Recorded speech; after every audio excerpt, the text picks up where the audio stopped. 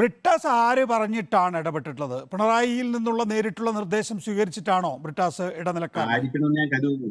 എന്നോട് ബ്രിട്ടാസ് അങ്ങനെ പിണറായി വിജയൻ എന്നുള്ള പേരോ ഒന്നും പറഞ്ഞിട്ടില്ല. മോളിൽ നിന്നുള്ള തീരുമാനമാണ്. ഞാൻ ചോദിച്ചു, ഞാനിത് മുഖ്യമന്ത്രിയോട് സംസാരിക്കണമെങ്കിൽ വെറുതെ ബ്രിട്ടാസ് പറഞ്ഞു വെച്ച് സംസാരിക്കാൻ പറ്റത്തില്ലല്ലോ. അപ്പൊ ഞാൻ ചോദിച്ചു, ഇത് മോളിൽ നിന്നുള്ള നിർദ്ദേശപ്രകാരമാണോ എന്ന് ചോദിച്ചു. അതെ എന്ന് പറഞ്ഞു. അല്ലാതെ പിണറായി വിജയൻ എന്നൊന്നും ബ്രിട്ടാസ് എന്നോട് പറഞ്ഞില്ല, ഞാൻ ചോദിച്ചില്ല. മുണ്ടക്കയും ബ്രിട്ടാസും ഒക്കെ പതിറ്റാണ്ടുകളായ ബന്ധമുള്ളതാണല്ലോ. ഈ ലേഖനം വന്നതിന് ശേഷം ബ്രിട്ടാസ് വിളിച്ചിരുന്നോ? ഇല്ലില്ല. അല്ല, വന്നു തുടങ്ങിയല്ലോ. ഇന്നല്ലേ ഇത് വന്നത്. ഞാനിന്ന് സിംഗപ്പൂരാണ്, ഞാൻ അവിടെ ഇല്ല. ഞാനൊരു നേരത്തെ തീരുമാനിച്ച ഒരു പരിപാടി അനുസരിച്ച് കുടുംബസമേതം ഇവിടെ വന്നതാ. ബ്രിട്ടാസ് 12 മണിക്ക് മാധ്യമങ്ങളെ കാണുന്നുണ്ട്. ആരെ? ബ്രിട്ടാസോ? കാണുന്നുണ്ടല്ലേ? ഓക്കെ, ബ്രിട്ടാസിന് മറുപടി പറയും. പറയട്ടെ. അപ്പൊ ഇതിനകത്ത് എന്താ വാർത്ത? ഞാൻ കാണുന്ന വാർത്തയാണോ മുണ്ടക്കയം കാണുന്നതെന്ന് അറിയാൻ വേണ്ടിയാണ്. ഇതിനകത്ത് എന്താ വാർത്ത മുണ്ടക്കയം? ഞാൻ എഴുതിയതും ഞാൻ വാർത്തയാക്കാൻ ശ്രമിച്ചതും ഇതല്ല. ഉമ്മൻചാണ്ടി എന്ന ഒരു രാഷ്ട്രീയ നേതാവ്, കേരളത്തിന് മുഖ്യമന്ത്രിയായിരുന്ന ഒരാള്, അദ്ദേഹത്തിനെതിരെ ഒരു ആരോപണം കൊണ്ടുവന്നു. അദ്ദേഹത്തെ ഇത്രയേറെ മാനസികമായി പീഡിപ്പിച്ചു. അദ്ദേഹത്തിന് എന്താണ് സംഭവിച്ചതെന്നും അദ്ദേഹത്തിന്റെ മരണത്തിന് ശേഷം അദ്ദേഹം എങ്ങനെയാണ് കേരളം അതിനെതിരെ അവരുടെ വികാരപ്രകടനം നടത്തിയെന്നൊക്കെ നമുക്കറിയാവുന്നതാണ്. അപ്പം ഉമ്മൻചാണ്ടിക്കെതിരായിട്ട് ഇത്രയും വലിയൊരു ഒരു ഗൂഢാലോചന നടന്നിട്ട് അതിന്റെ വസ്തുതകൾ പുറത്തു വരുന്നില്ല എന്നുള്ളതിൽ ഒരു സങ്കടമുണ്ട്.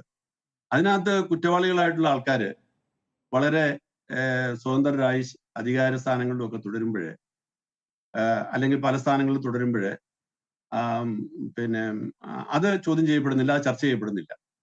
അത് പുറത്തു കൊണ്ടുവരാനാണ് ഞാൻ ഈ പുസ്തകം എഴുതിയത്.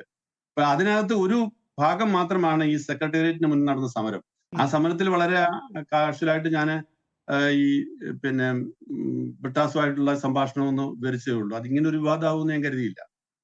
പക്ഷേ ശ്രീ ജോൺ മുണ്ടക്കയം, ഉമ്മൻചാണ്ടി അക്കാര്യത്തിലൊരു നിരപരാധിയാണെന്ന് ഇപ്പോഴും പറയാൻ കഴിയും. ഉമ്മൻചാണ്ടിയോട് നമുക്കൊക്കെ ബഹുമാനവും ആദരവും ഉണ്ട്. പക്ഷേ നമുക്ക് മല്ലയിൽ ശ്രീധരൻ നായരുടെ ഇൻ്റർവ്യൂ ഒരു ടെലിവിഷനിലേ വന്നിട്ടുള്ളൂ. ആ അഭിമുഖം കിട്ടിയ എനിക്കാണ്. മല്ലയിൽ ശ്രീധരൻ നായർ പറയുന്നത് അനുസരിച്ചാണ് കേസിൻ്റെ പ്രധാനപ്പെട്ട ഭാഗം മുന്നോട്ട് പോകുന്നത്. അവിടെ ഉമ്മൻചാണ്ടിയുടെ പങ്കാളിത്തമുണ്ട് ശരിക്കും? അല്ല, മല്ലയിൽ ശ്രീധരൻ നായരുടെ ആവശ്യമൊക്കെ എന്റെ പുസ്തകത്തിൽ പറയുന്നുണ്ട്. മല്ലയിൽ ശ്രീധരൻ നായർക്കെതിരായിട്ട് പുള്ളി, ഞാൻ മനസ്സിലാക്കിയത്, ഇപ്പൊ ആ വിഷയം ചർച്ച ചെയ്താൽ ഒത്തിരി നീണ്ടുപോകും. 4 ചെക്കുകൾ കൊടുത്തതിന് ശേഷം 5ാമത്തെ ചെക്കിന്റെ കാര്യത്തിലാണ് പുള്ളി ഈ മുഖ്യമന്ത്രിയുടെ ഓഫീസിലെത്തി ഉറപ്പ് വാങ്ങാൻ ശ്രമിച്ചെന്നാ പറയുന്നത്.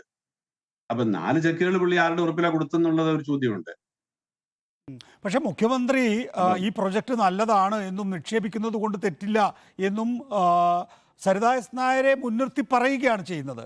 അപ്പോൾ അവിടെ മുഖ്യമന്ത്രിയുടെ പറഞ്ഞു എന്ന ആരോപണ വിധേയ സ്ത്രീ ആരോപിക്കുകയാണല്ലോ. പറഞ്ഞു എന്നും വേറെ ആരും പറഞ്ഞിട്ടില്ല, തെളിയിച്ചിട്ടില്ല. പക്ഷേ ഉമ്മൻചാണ്ടിയുമായി ഈ സരിതാ എസ് നായരുടെ ചിത്രങ്ങളൊക്കെ പുറത്തു വന്നിട്ടുണ്ട് അല്ലേ?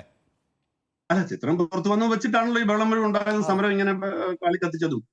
ഉമ്മൻചാണ്ടിയുടെ പുറയിൽ നിന്ന് സരിത സംസാരിക്കുന്ന ഒരു ചിത്രം മാത്രമാണ് ഇതിനകത്താകെയുള്ള ഒരു തെളിവ്. ബാക്കി ഇതിനെ സംബന്ധിച്ച് ഉമ്മൻചാണ്ടിയുടെ കൂടെയുള്ളവരുടെ ഫോൺ രേഖകളിൽ നിരന്തരം ഫോണുകൾ വിളിച്ചിട്ടുണ്ട് സരിതാ എസ് നായർ. അതൊക്കെ ഉണ്ടാവാം. പലരെയും വിളിച്ചിട്ടുണ്ട്. 2 ഭാഗത്തുള്ള ആൾക്കാരെ വിളിച്ചിട്ടുണ്ട്. ആ കാലഘട്ടത്തിൽ ഉമ്മൻചാണ്ടിക്ക് ഫോൺ ഇല്ലായിരുന്നു, മൊബൈൽ ഫോൺ. ഉമ്മൻചാണ്ടിക്ക് ഫോൺ ഇല്ലായിരുന്നു. ഉമ്മൻചാണ്ടിയുടെ കൂടെയുള്ള ആൾക്കാരെ വിളിച്ചിട്ടുണ്ട്. അതിലൊന്നും തർക്കമൊന്നുമില്ല. ഉമ്മൻചാണ്ടിയുടെ ആ കൂട്ടത്തിലെ ആൾക്കാരെ വിളിച്ചുകൊണ്ട് ഉമ്മൻചാണ്ടിയായിട്ടുള്ള ബന്ധം ഈ രീതി ലൈംഗികമായ ആരോപണം ഉൾപ്പെടെയുള്ള കാര്യങ്ങൾ വന്നതാണല്ലോ ഇതിനകത്ത് ഏറ്റവും ഗുരുതരമായ ഒരു വീഴ്ചയായി പോയത്. ഉമ്മൻചാണ്ടിയെ സംബന്ധിച്ച ഈ ഒരു പ്രായത്തിൽ അങ്ങനത്തെ ആരോപണം കൊണ്ടുവന്ന് അതിന്റെ പേരിൽ 2-3 അന്വേഷണങ്ങൾ നടത്തി ഒടുവിൽ അന്വേഷണം എവിടെയും എത്താതെ ഉമ്മൻചാണ്ടി നിരപരാധിയാണെന്ന് ആദ്യം അന്വേഷിച്ച ക്രൈംബ്രാഞ്ചും പിന്നീട് അന്വേഷിച്ച CBIയും ഒക്കെ കണ്ടെത്തി. തുടർന്ന് ഹൈക്കോടതി ഉൾപ്പെടെ 5 കോടതികളുടെ വിധി ഉമ്മൻചാണ്ടി ഇക്കാര്യത്തില് കുറ്റവാളി അല്ല എന്നുള്ളത് തന്നെയാണ്. അപ്പൊ അങ്ങനെ വന്നിട്ടും യഥാർത്ഥ കുറ്റവാളി അല്ലെങ്കിൽ ഇതിന്റെ പിന്നിൽ പ്രവർത്തിച്ച ആൾക്കാർ ആരെങ്കിലും ഉണ്ടാവണമല്ലോ. ഉമ്മൻചാണ്ടി കുറ്റവാളി അല്ലെങ്കിൽ കുറ്റം ചെയ്ത മറ്റാരെങ്കിലും ഉണ്ടല്ലോ.